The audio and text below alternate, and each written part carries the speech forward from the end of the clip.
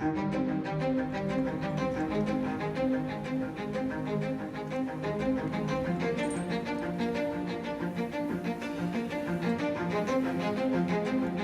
was a quiet Saturday morning when I first noticed the tree surgeon's van parked outside my neighbor's house. A feeling of unease crept up on me as I looked at the tall, sprawling tree in their back garden. It had always been a source of pride for them, lush, green, and towering over the entire road, providing shade in the summer and a vibrant spectacle in the autumn. The tree was one of the oldest in the area, its thick branches and deep roots the entire neighborhood.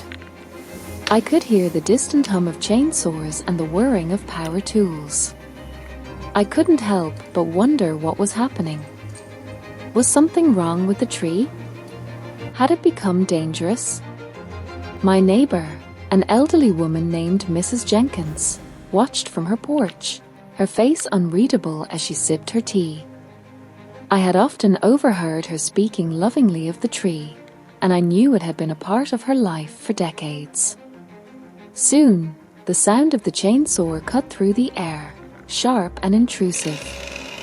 The surgeon began at the top, carefully trimming back branches that hung too far over the roof of her house.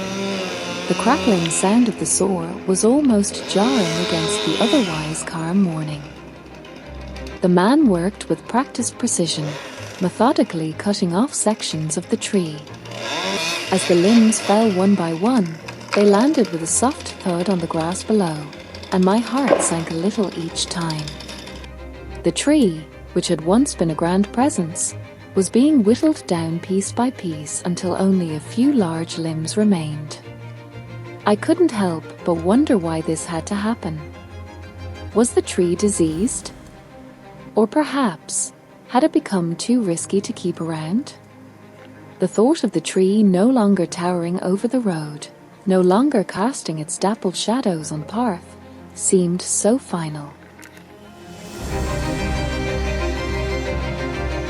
By midday, the tree surgeon had almost completed his work. What had once been a mighty tall tree was now just a stump, with a few remaining branches, bare and forlorn, left behind. The road felt emptier, quieter, without the familiar shade.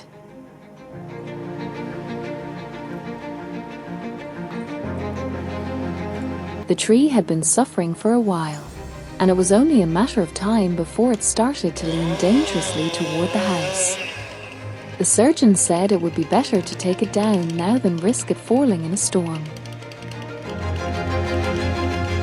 It wasn't just a tree being cut down, it was about safety, about the preservation of the things that mattered most.